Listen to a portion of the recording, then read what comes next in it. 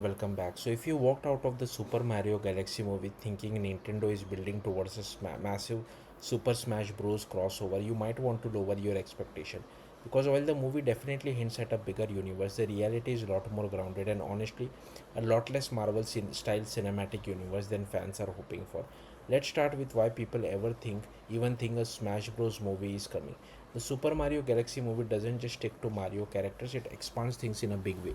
We see appearances from characters like Fox MaxCloud from Star Fox, and even references to franchises like Pikmin.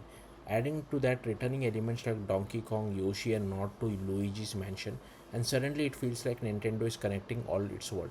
And that naturally leads to one idea, a giant crossover movie where all these characters come together. Just like Super Smash Bros. It makes sense on paper. Hollywood loves shared universe. The MCU proved that crossovers can be insanely successful. So why wouldn't Nintendo do the same? Well, according to Shigeru, that's not the plan. In an interview with Miyamoto, made it clear that fans shouldn't expect a scenario where all Nintendo characters unite in one big story.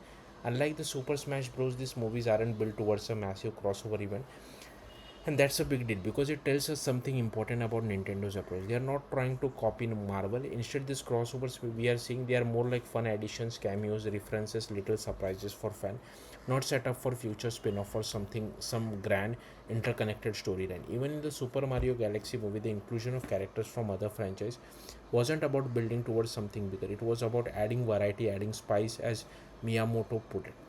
That's why the post-credit scenes introducing Princess Daisy is more like a tease for another Mario-focused story rather than a stepping stone towards a massive crossover event. And honestly, this approach makes a lot of sense. Nintendo has always treated its franchise as distinct worlds. Mario feels different from Zelda, which feels different from Metroid or Star Fox. Throwing all of them into one movie risks losing what make each of them special. Plus, a Smash Bros movie isn't easy to pull off. That game works because it's fighting tournament with minimal story, translating that into a full narrative film with dozens of characters, different tones, and fan expectations would be incredibly difficult. So instead of rushing into giant crossover, Nintendo seems to be focusing on what it does best, telling smarter character driven stories within each universe. That doesn't mean crossovers will disappear completely, we'll probably still get cameos, Easter eggs, and maybe even shared elements between films.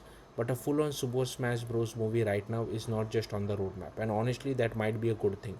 Because if Nintendo ever does decide to bring all its characters together, it will need to be done right, not just big. That's it. Thank you for watching. Bye.